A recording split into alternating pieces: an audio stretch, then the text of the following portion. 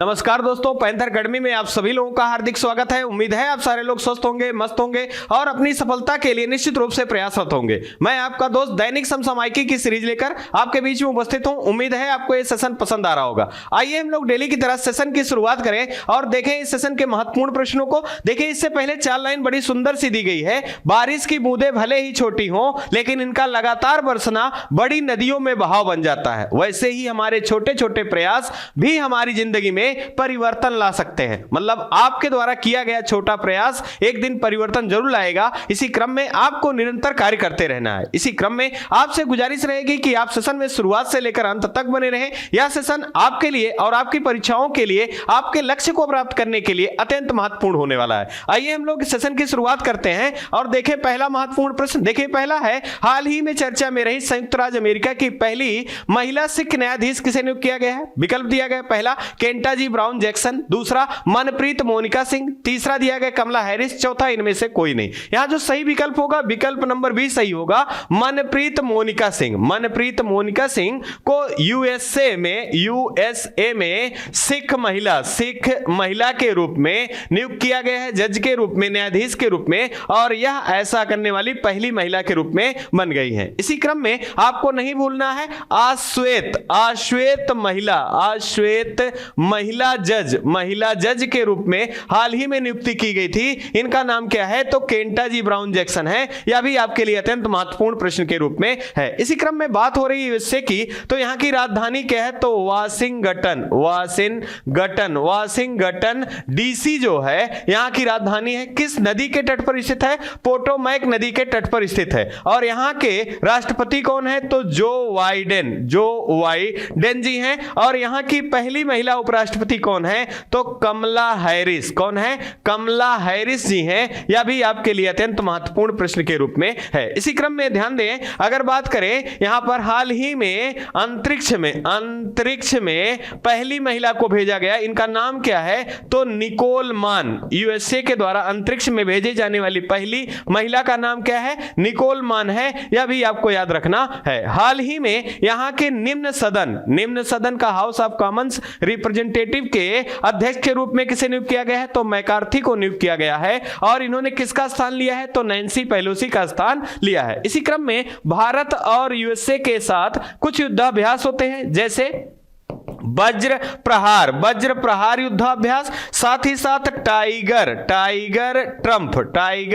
Trump युद्धाभ्यास और मालाबार युद्धाभ्यास किन देशों के बीच में होता है? भारत और यूएसए के बीच में होता है। यहां आप ध्यान रखेंगे, मालाबार युद्धाभ्यास जो है यह क्वाड देशों के बीच आयोजित होने वाला युद्धाभ्यास है। अगर क्वाड देशों की बात करें तो इसकी संकल्पना शिंजो आबे जी की थी। 2007 में इसकी स्थापना किया गया था। कौन कौन देश शामिल हैं? तो आप ध्यान रखेंगे यूएसए, साथ ही साथ भारत, और आप याद रखेंगे ऑस्ट्रेलिया, और आप याद रखेंगे यहीं से जापान। इन 4 देशों के समूह को क्वाड देशों के नाम से जाना जाता है और इनके द्वारा युद्धाभ्यास मालाबार किया जाता है। इसी क्रम में एक महत्वपूर्ण संस्थान है U2I2। आप ध्यान रखेंगे U2I2 माने इजराइल है, साथ ही साथ इंडिया है, और आप याद रखेंगे UAE है और USA। इन 4 देशों को समूह को U2I2 के नाम से जाना जाता है। नौसेना की सबसे बड़ी युद्धाभ्यास का नाम क्या है? तो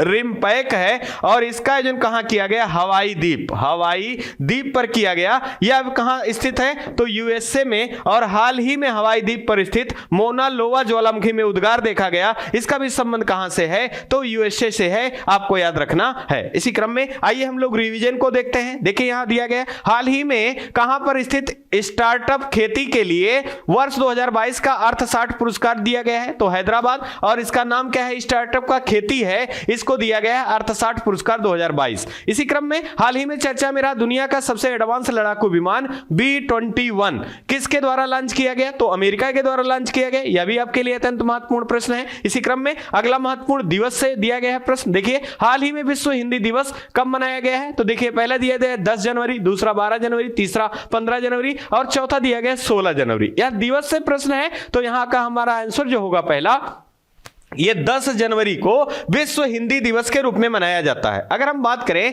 विश्व हिंदी सम्मेलन की, बात करें विश्व हिंदी सम्मेलन की पहली बार कहां आयोजित किया जाता है? तो 10 जनवरी 1975 ईस्वी में नागपुर में आयोजित किया जाता है। और इसी कारण 10 जनवरी को विश्व हिंदी दिवस, 10 जनवरी को विश्व हिंदी दिवस के रूप में मनाया जाता है। अगर आपसे दूसरा प्रश्न पूछा जाए कि विश्व हिंदी दिवस पहली बार या हिंदी दिवस पहली बार कब मनाया गया था? तो 10 जनवरी 1953 ईस्वी को मनाया गया था। इसी क्रम में यह कब से मनाया जाना प्रारंभ किया गया? तो आप याद रखें विश्व हिंदी दिवस 2006 से मनाया जाना प्रारंभ किया गया। उस समय भारत के प्रधानमंत्री कौन थे? तो मनमोहन सिंह जी थे। यह भी आपको याद रखना है। और पहला विश्व हिंदी सम्मेलन का आयोजन किया गया था 1975 में। तो उस समय भारत की प्रधानमंत्री कौन थी? तो इंदिरा गांधी जी। यह भी आपको याद रखना है। इसी क्रम में अगर हम बात करें यहां पर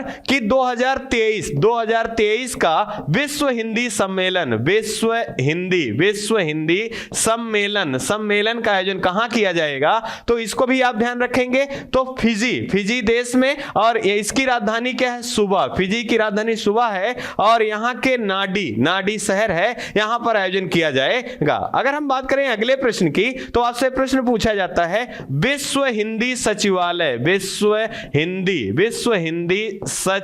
सचिवालय की स्थापना कहां की गई है? तो ये मॉरिशस में किया गया है। इसकी राजधानी क्या है? पोर्ट लुइस है। यह भी आपको याद रखना है। अब बात हो रही है दिवसों की, तो यहां से कुछ महत्वपूर्ण दिवस दिए गए हैं जैसे जनवरी माह के हैं। तो शुरुआत से हम अगर देखें तो 1 जनवरी को किस दिवस के रूप में? तो विश्व परिवार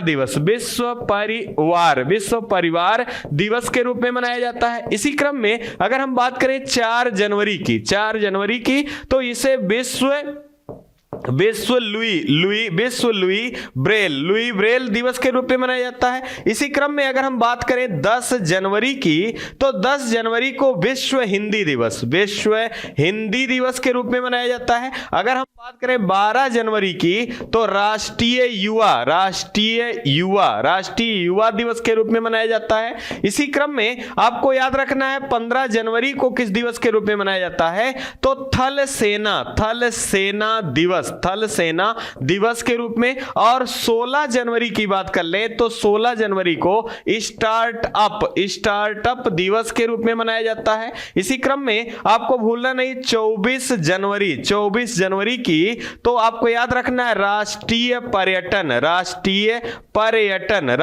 पर्यटन दिवस के रूप में। और यही एक दिवस याद रखेंगे 23 जनवरी को किस दिवस के रूप में?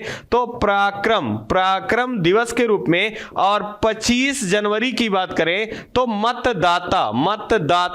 मतदाता दिवस के रूप में मनाया जाता है। ये महत्वपूर्ण दिवस हैं जनवरी माह के, आपको इनको जरूर याद रखना है। इसी क्रम में आइए हम लोग अगले रिवीजन की सीरीज को देखेंगे। हाल ही में ऑक्सफोर्ड द्वारा वर्ष 2022 का सबसे चर्चित शब्द कौन चुना गया है? तो ग्लोबिन मोड है, इसको आपको ध्यान रखना है। और किसके द्वारा? तो यह भी ध्यान रखेंगे ऑक्सफोर्ड के द्वारा। अगला हमारा है हाल ही में भारत का पहला गोल्ड एटीएम मशीन का स्थापना कहां किया गया है? तो हैदराबाद में, जो कि ये तेलंगाना राज्य की राजधानी है। और ये ऐसा माना जा रहा है कि रियल टाइम गोल्ड की मशीन या विश्व की पहली होगी, ऐसा माना गया है। इसी क्रम में अगले महत्वपूर्ण प्रश्न को देखेंगे। हाल ही में भारत का पहला 100% डिजिटल बैंकिंग वाले राज्य बनने की घोषणा किस राज्य ने किया है? तो देखिए विकल्प दिया गया, पहला उत्तर प्रदेश, दूसरा गुजरात, तीसरा तमिलनाडु, चौथा केरल। यहां हमारा सही विकल्प जो होगा विकल्प नंबर डी सही होगा। मतलब भारत का ऐसा कौन सा राज्य है जिसने 100% 100% बैंकिंग का लक्ष्य पूरा किया है और भारत का पहला राज्य होने की घोषणा किया है। तो केरल के द्वारा किया गया है। केरल की बात करें तो त्रिवेंद्रपुरम जो है यहाँ की राजधानी है और पिनरई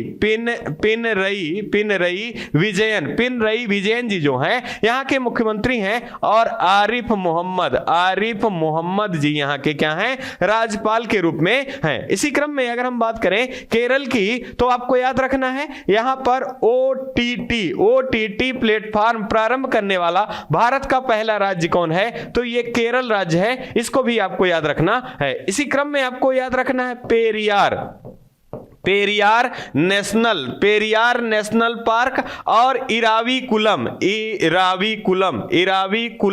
नेशनल पार्क का संबंध भारत के किस राज्य से है, तो इन दोनों का संबंध केरल राज्य से है। अगर बात करें साक्षरता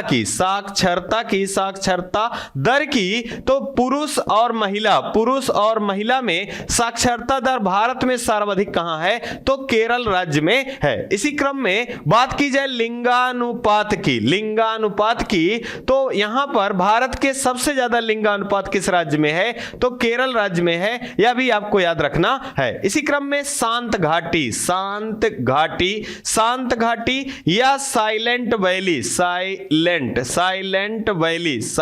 वैली या इसी को पश्चिमी घाट के नाम से जाना जाता है। यह कहां पर स्थित है, तो केरल राज्य में स्थित है। केरल के तट को किस नाम से जाना जाता है, तो मालाबार तट के नाम से जाना जाता है। इसी क्रम में आपको केरल से नहीं भूलना है। अगर आपसे केरल से संबंधित पूछा जाए कि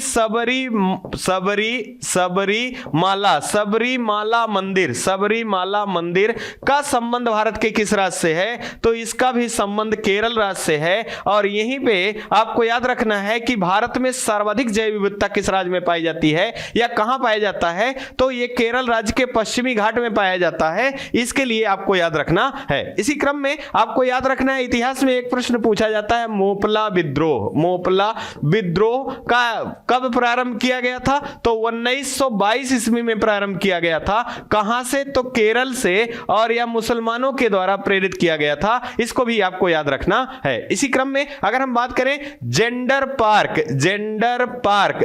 पार्क भारत का पहला कहां स्थापित किया गया था, तो यह केरल राज्य में स्थापित किया गया था। अगर आपसे पूछा जाए कि भारत का कौन सा ऐसा राज्य है जो रबड़ उत्पादन में पहले स्थान पर है, तो आपको ध्यान रखना है केरल राज्य जो है ये रबड़ उत्पादन में भारत के पहले राज्यों की सूची में शामिल है। इसको भी आपको याद रखना है। ये कुछ महत्वपूर्ण जानकारियां हैं केरल से संबंधित, इनको आपको याद रखना है। अगले प्रश्न को देखें हम। हाल ही में विश्व वेट लिफ्टिंग चैंपियनशिप 2022 में भारत का कौन सा खिलाड़ी सिल्वर पदक जीता है, तो मीराबाई चानू जी को यह पदक प्राप्त हुआ है। अगला हमारा, हाल ही में टाइम्स मैगजीन के द्वारा पर्सन ऑफ द ईयर के रूप में किसे चुना गया है, तो व्लादिमीर जेलेंस्की हैं। यह यूक्रेन के राष्ट्रपति हैं और यहां के नागरिकों को सखारोव पुरस्कार से सम्मानित किया गया है, यूक्रेन के नागरिकों को। यह भी आपको याद रखना है। अगले प्रश्न को देखें। हाल ही में Harvard law school of centre द्वारा वैश्विक नेतृत्व के लिए किसे पुरस्कार प्रदान किया गया है, तो देखिए पहला दिया गया यूयू ललित, दूसरा डीवाई चंद्रचूड़, तीसरा दिया गया है एंजेला मार्केल और चौथा जो दिया गया है वाईबी चंद्रचूड़। क्या दिया गया है, वाईबी चंद्रचूड़। यहां जो हमारा सही विकल्प होगा तो डीवाई चंद्रचूड़ जी को हार्वर्ड लॉ स्कूल सेंटर द्वारा वैश्विक नेतृत्व का पुरस्कार प्रदान किया गया है। इसे आपको याद रखना है। यह कहां की यूनिवर्सिटी है, तो यह यूएसए की यूनिवर्सिटी है। इसको भी आपको याद रखना है। और यहां डीवाई चंद्रचूड़ जी के बारे में महत्वपूर्ण जानकारी आप याद रखेंगे कि भारत के 50वें मुख्य न्यायाधीश, भारत के 50वें मुख्य न्यायाधीश के रूप में किसने हाल ही में शपथ लिया है, तो किसने लिया है, तो डीवाई चंद्रचूड़ जी ने शपथ लिया है। इसी क्रम में अगर हम बात करें इनको शपथ किसके द्वारा दिलाया गया है, तो भारत की पहली जनजातीय महिला के रूप में राष्ट्रपति जो है द्रौपदी मुर्मू जी द्वारा इनको शपथ दिलाया गया है। इसी क्रम में ध्यान रखेंगे भारत के 49वें मुख्य न्यायाधीश के रूप में किसे नियुक्त किया गया था, तो यूयू ललित जी को नियुक्त किया गया था। इन्हीं के स्थान पर 50वें जो मुख्य न्यायाधीश हैं DY चंद्रचूड़ जी को नियुक्त किया गया है। अगर इसी क्रम में पूछ लिया जाए भारत के पहले मुख्य न्यायाधीश के रूप में किसे नियुक्त किया जाता है, तो हीरालाल जेकानिया जी हैं, इनको भी आपको याद रखना है। इसी क्रम में अगर हम बात करें पुरस्कारों की, तो आपको याद रखना है एंजेला मार्केल को यूनेस्को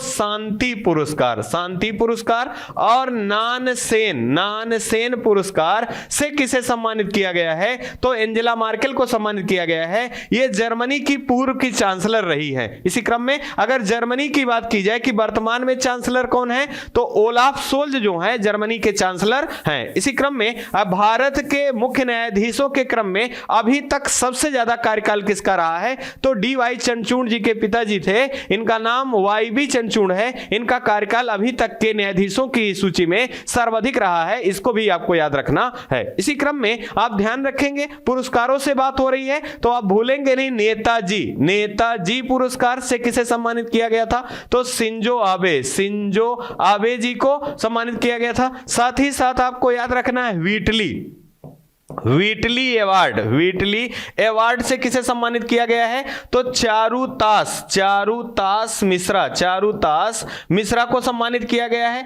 इसी क्रम में आपको याद रखना है, हाल ही में विश्व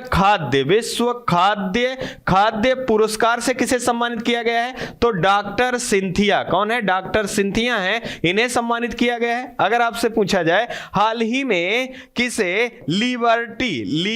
लिबर्टी मेडल से सम्मानित किया गया है, तो आप याद रखें लिबर्टी मेडल से किसे सम्मानित किया गया है, तो जेलेंस्की को सम्मानित किया गया है। ये यूक्रेन के व्लादिमीर जेलेंस्की हैं, जो कि कहां के, यूक्रेन के राष्ट्रपति के रूप में हैं। इसी क्रम में आपको ध्यान रखना है, अगर आपसे पूछा जाए कि सरस्वती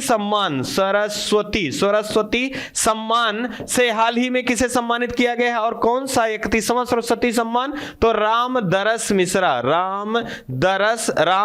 मिश्रा जी को सम्मानित किया गया है। ये कुछ महत्वपूर्ण पुरस्कार हैं, आपको इनको जरूर याद रखना है। अगले महत्वपूर्ण जानकारी को देखें, हाल ही में बंगाल की खाड़ी में आने वाले चक्रवाती तूफान मैंडोस का नामकरण किस देश द्वारा किया गया, तो संयुक्त अरब द्वारा किया गया, इसको आपको याद रखना है। अगला है हमारा, हाल ही में विश्व आयुर्वेद कांग्रेस का 9वां संस्करण का आयोजन कहां किया गया, तो गोवा में किया गया, इसको भी आप याद रखेंगे। अगले महत्वपूर्ण जानकारी के रूप में अगर हम देखें, हाल ही में चर्चा में रहा आकांक्षी ब्लॉक कार्यक्रम की शुरुआत कहां की गई, देखिए विकल्प दिया गया, पहला नई दिल्ली, दूसरा मुंबई, तीसरा दिया गया कोलकाता, चौथा लखनऊ। यहां जो सही हमारा विकल्प है, विकल्प नंबर ए सही होगा, नई दिल्ली में। कहां किया गया, नई दिल्ली में किया गया। इससे पहले आपको एक योजना और याद रखना है, आकांक्षी जिला योजना, ये कब प्रारंभ किया जाता है, तो 2018 में प्रारंभ किया जाता है। और यहां का इसका मुख्य उद्देश्य है सबका साथ सबका विकास को लेकर या समावेशी विकास को लेकर आगे बढ़ना। तो उसी को और आगे बढ़ाकर आकांक्षी जिले से बढ़ाकर आकांक्षी ब्लॉक कार्यक्रम का आयोजन किया गया। यहां आप ध्यान देंगे कि यह किसके द्वारा किया गया है, तो दिल्ली में चल रहे मुख्य सचिवों की बैठक में यह दूसरा बैठक था। और इस बैठक की अध्यक्षता किसके द्वारा की गई थी, तो प्रधानमंत्री नरेंद्र मोदी जी द्वारा किया गया। और यहीं से आकांक्षी ब्लॉक कार्यक्रम का आयोजन किया गया है। इसी क्रम में अगर हम बात करें आकांक्षी जिले भारत में वर्तमान में कितने हैं, तो 112 आकांक्षी जिले हैं। और यह जब शुरुआत किया जाता है तो यह मुख्य सचिवों की पहली बैठक बुलाई जाती है। कब, धर्मशाला में बुलाया जाता है। और यह कब होता है, तो 2022 में बुलाया जाता है धर्मशाला में। और दूसरी मुख्य सचिवों की बैठक बुलाई जाती है जो कि नई दिल्ली में, जिसकी अध्यक्षता प्रधानमंत्री नरेंद्र मोदी जी द्वारा किया जाता है। और यहीं पर आकांक्षी ब्लॉक कार्यक्रम प्रारंभ किया जाता है। यहां से अगर हम बात करें, हाल ही में हरिद्वार को आकांक्षी जिला के रूप में शामिल किया गया है, यह भी आपको याद रखना है। इसी क्रम में मुंबई की बात करें तो हाल ही में मुंबई में भारत रंग महोत्सव का आयोजन किया गया था। और कोलकाता की अगर हम बात करें तो आपको याद रखना है under water under water metro सेवा, अंडर वाटर मेट्रो सेवा कहां पर प्रारंभ की जाएगी भारत में पहली बार? तो ये कोलकाता में प्रारंभ किया जाएगा। और यहां से एक प्रश्न और याद रखना है कि भारत में मेट्रो सेवा सबसे पहले कहां प्रारंभ की गई थी? तो आपको याद रखना है कोलकाता में 1984 ईस्वी में। कहां? 1984 ईस्वी में। और कोलकाता किस नदी के तट पर स्थित है? तो हुगली नदी के तट पर स्थित है, यह भी आपको याद रखना है। लखनऊ के बारे में बात करें तो आपको दो प्रश्न जरूर याद रखने हैं। नाइट सफारी पार्क, भारत में पहली बार नाइट सफारी पार्क कहां प्रारंभ किया गया? साथ ही साथ आपको याद रखना है भारत का पहला पैरा बैडमिंटन अकादमी कहां स्थापित किया गया? तो लखनऊ में। और ब्रह्मोस विनिर्माण इकाई कहां पर स्थापित की गई है? तो ये लखनऊ में स्थापित किए जाने की घोषणा की गई है, इसको भी आपको याद रखना है। अगले महत्वपूर्ण जानकारी को हम देखेंगे। हाल ही में किस संस्थान के द्वारा माइग्रेशन एंड डेवलपमेंट वीक 2022 की रिपोर्ट जारी की गई? तो विश्व बैंक के द्वारा जारी किया गया। और इसका मुख्यालय कहां है? वाशिंगटन डीसी में है। और वर्तमान में इसके प्रमुख कौन है? तो डेविड मालपास हैं, यह भी याद रखना है। अगला, हाल ही में जारी रिपोर्ट के अनुसार ग्लोबल एविएशन सेफ्टी रैंकिंग 2022 में भारत का कौन सा रैंक है? तो यहां 48वां रैंक है भारत का, इसको भी आपको याद रखना है। ये इंडेक्स से संबंधित प्रश्न है। अगले जानकारी के रूप में देखें, हाल ही में उत्तराखंड के किस शहर को आपदा संभावित क्षेत्र घोषित किया गया? देखिए, पहला दिया गया देहरादून, दूसरा हरिद्वार, तीसरा जोशीमठ, चौथा धर्मशाला। यहां अगर हम बात करें तो हमारा सही विकल्प जो होगा ये विकल्प नंबर सी होगा, जोशीमठ। ये चमोली जिले का भाग है। यहां पर हाल ही में यहां के मकानों में और सड़कों में और जमीनों पर दरारें देखी गई। और इसी दरारों से संबंधित जो टीम है वो उत्तराखंड सरकार के द्वारा गठित किया गया समिति का डॉक्टर रणजीत सिंह समिति के आधार पर यहां रिपोर्ट जारी करने की बात की गई है। और यह ऐसा माना जा रहा है कि यहां पर प्राकृतिक संसाधनों का अत्यधिक दोहन मानवों के द्वारा किए जाने से ऐसी जो असुविधाएं हैं या ऐसे जो प्राकृतिक आपदाएं हैं इनको देखने को मिल रहा है। इसी क्रम में अगर हम बात करें उत्तराखंड की, तो अभी हम लोगों ने देखा है हाल ही में कि उत्तराखंड की पहली महिला विधानसभा अध्यक्ष के रूप में नियुक्त की जाती हैं। इनका नाम क्या है? तो आप याद रखेंगे रितु खंडूरी। क्या नाम है? रितु खंडूरी है, इनको नियुक्त किया जाता है। अगर हम बात करें यहां कि यहां विधानसभा की सीटें कितनी हैं, तो विधानसभा की 70 सीटें हैं। और बीजेपी को यहां कितनी सीटें प्राप्त हुई हैं? 47। और यहां के मुख्यमंत्री कौन है? तो आपको याद रखना है पुष्कर सिंह धामी। और हाल ही में उत्तराखंड राज्य के द्वारा अपना ब्रांड एम्बेसडर नियुक्त किया गया है। किसे नियुक्त किया गया है? प्रसून जोशी को नियुक्त किया गया है, यह भी आपको याद रखना है। अगर आपसे पूछा जाए फूलों की घाटी के नाम से किसे जाना जाता है? तो उत्तराखंड को फूलों की घाटी के नाम से जाना जाता है। इसी क्रम में आपको महत्वपूर्ण दर्रा याद रखना है। जैसे अगर पूछा जाए माना नीति और लिपुलेख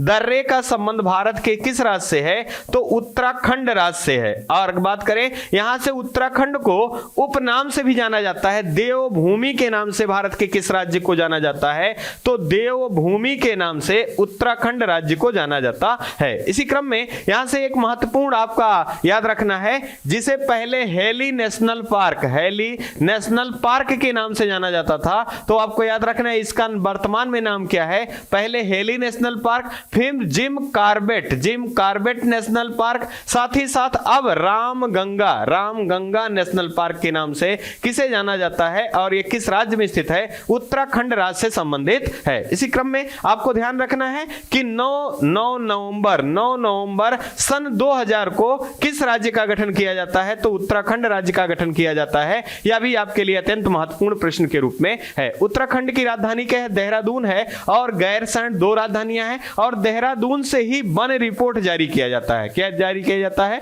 वन रिपोर्ट जारी किया जाता है। इसको भी आपको याद रखना है। आईआईटी रुड़की का संबंध किस राज्य से है? तो आईआईटी रुड़की का संबंध कहां से है? उत्तराखंड से है। और यहीं पर सुपर कंप्यूटर परम गंगा स्थापित किया गया है। और किसान मोबाइल ऐप किसके द्वारा बनाया गया है? तो IIT रुड़की के द्वारा बनाया गया है। आइए इसी क्रम में अगला महत्वपूर्ण जानकारी देखेंगे। हाल ही में फोर्ब्स की रिपोर्ट के अनुसार विश्व की 100 शक्तिशाली महिलाओं में कौन है? तो पहले स्थान पे उर्सुला वॉन डेर लेन है, दूसरा क्रिस्टीना लेगार्ड है, और यहां पर भारत की अगर बात की जाए तो निर्मला सीतारमण है। और भारत की टोटल कितनी महिलाएं शामिल हैं? 6 महिलाएं शामिल हैं। अगला हमारा है, हाल ही में भारत और किस देश के बीच में 6 दिसंबर को मैत्री दिवस के रूप में मनाए जाने की घोषणा की गई? तो बांग्लादेश के साथ मनाए जाने की घोषणा की गई। इसी क्रम में अगले महत्वपूर्ण प्रश्न को देखें। हाल ही में चर्चा में रहा पूर्वोत्तर कृषि कुंभ 2023 का आयोजन किस राज्य में किया गया? देखिए पहला दिया गया त्रिपुरा, दूसरा नागालैंड, तीसरा मेघालय, चौथा मणिपुर। यहां जो सही विकल्प होगा ये मेघालय राज्य में इसका आयोजन किया गया। और इसका अध्यक्षता किसके द्वारा किया गया? तो देखिए यहां पिक्चर के माध्यम से दिख रहे हैं, भारत के केंद्रीय कृषि मंत्री कौन है? तो नरेंद्र सिंह तोमर जी हैं, और इनके द्वारा कृषि कुंभ 2023 का आयोजन किया गया है। इसी क्रम में आपको याद रखना है, मेघालय की बात करें तो मेघालय की राजधानी क्या है? शिलांग है। और यहां के मुख्यमंत्री कौन है? तो कोनराड संगमा है। और राज्यपाल बीडी मिश्रा जी यहां के राज्यपाल के रूप में हैं। इसी क्रम में आपको याद रखना है, मेघालय में ही विश्व के सर्वाधिक वर्षा वाला स्थान कहां है? तो मासिन राम या चेरापूंजी जिले में स्थित है। इसको भी आपको याद रखना है। इसी क्रम में आपसे पूछा जाता है चेरी ब्लॉसम महोत्सव का आयोजन कहां किया जाता है? तो ये मेघालय की राजधानी शिलांग में आयोजित किया जाता है। अगर हम बात करें लिविंग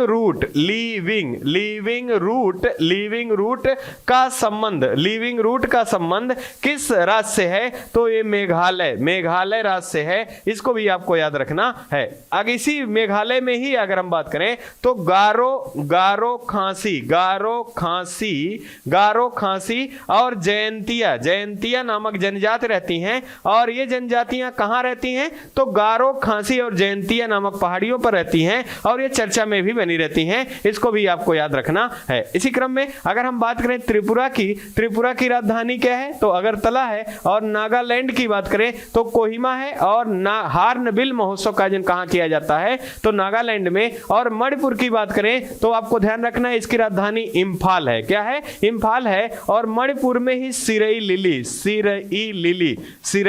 लिली उत्सव कहां मनाया जाता है? मणिपुर में। और विश्व का एकमात्र तैरता राष्ट्रीय उद्यान कहां है? तो केवल लामजाओ नेशनल पार्क है, जो कि मणिपुर में स्थित है। इसी क्रम में हम लोग रिवीजन को पुनः देखते हैं। हाल ही में संगम अभ्यास का आयोजन किस देश की नौसेना के साथ किया जाएगा? तो यूएसए के साथ किया जाएगा। इसको भी याद रखना है। हाल ही में भारत के किस स्थान पर पहला ड्रोन कौशल प्रशिक्षण सम्मेलन का आयोजन किया गया? तो ये चेन्नई में किया गया। इसको भी याद रखेंगे। अगले महत्वपूर्ण जानकारी को देखें। हाल ही में Y20 समिति की थीम, लोगो और वेबसाइट को किसने लॉन्च किया? देखिए पहला दिया गया किरण रिजिजू, दूसरा अनुराग ठाकुर, तीसरा स्मृति ईरानी, चौथा अमित शाह। यहां जो सही विकल्प हमारा है, विकल्प नंबर बी सही है। युवा मंत्रालय के केंद्रीय मंत्री कौन है? अनुराग ठाकुर हैं। और यहां Y20 समिट या आधार क्या है? तो G20 देशों को के युवाओं को एक मंच प्रदान करना इसका मुख्य उद्देश्य है। और पहली बार यह सम्मेलन Y20 का आयोजन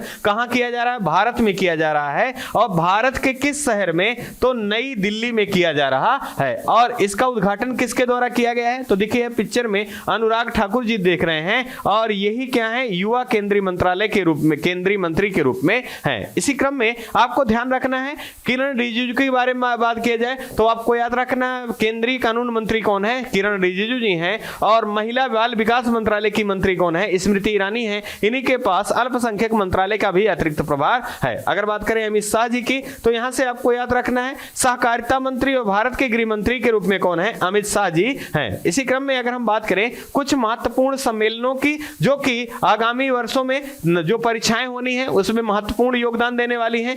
इसी क्रम में बात करें G7 की 2022 की बैठक कहां बुलाई गई थी? तो जर्मनी में बुलाई गई थी। G7 देशों के सदस्य देशों में भारत शामिल नहीं है। इसी क्रम में G20 की 2022 की बैठक कहां बुलाई गई थी? तो आपको याद रखना है इंडोनेशिया के बाली में। इंडोनेशिया के राष्ट्रपति कौन है? तो जोको विडोडो हैं। यह भी आपको याद रखना है। और 23 की बात करें कि 23 में इसका आयोजन कहां किया जाएगा? तो भारत में इसका आयोजन किया जाएगा। और इसके शेरपा अमिताभ कांत जी को नियुक्त किया गया है। अगर बात करें ब्रिक्स, ब्रिक्स देशों की, यहाँ क्रम याद रखें 14वां बैठक कहाँ बुलाया गया 2022 का, तो इसका बैठक चीन में बुलाया गया। और 15वां कहाँ बुलाया जाएगा जो 2023 में, ये दक्षिण अफ्रीका में बुलाया जाएगा, इसको भी याद रखना है। इसी क्रम में बिम्स्टेक शिखर सम्मेलन की बात करें तो कोलंबो में बुलाया गया, ये श्रीलंका में स्थित है। साथ ही साथ अगर हम बात करें SCO की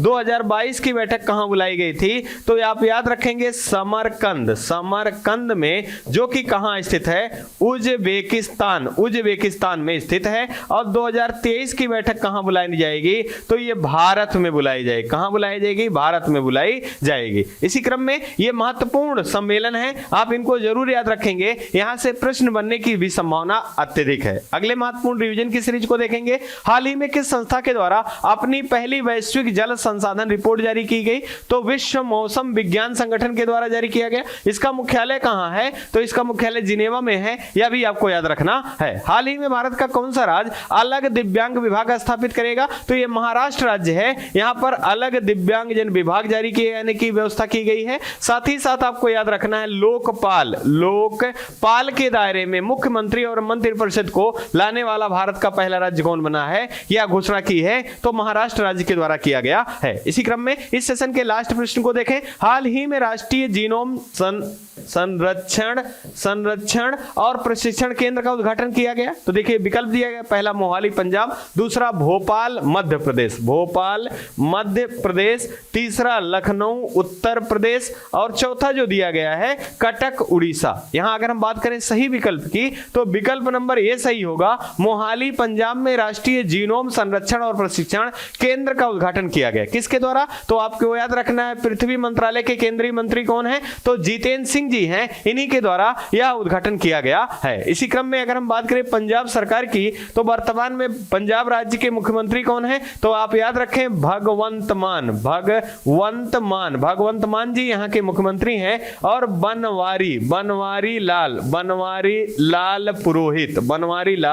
पुरोहित जो हैं यहाँ के राज्यपाल हैं, इसको भी ध्यान रखना है। अगर आपसे पूछा जाए एक